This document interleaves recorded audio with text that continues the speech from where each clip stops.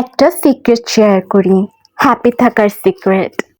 অশিক্ষিত, নির্বোধ, বোকা, বোঝে কম, বলে বেশি, এই ধরনের মানুষের সাথে কখনো তর্ক করতে যাবেন না।